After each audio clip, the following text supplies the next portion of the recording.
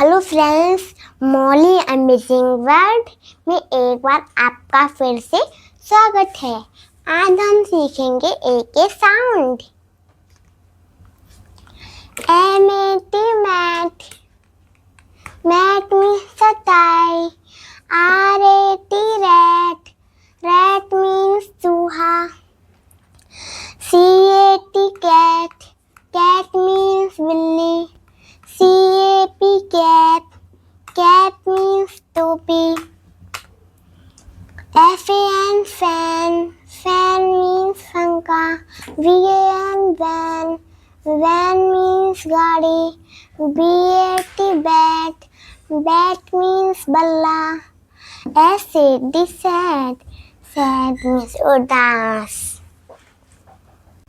चलो दोस्तों, इसे जल्दी से खाने की तरह याद करते हैं। मैट, मैट के ऊपर रैट।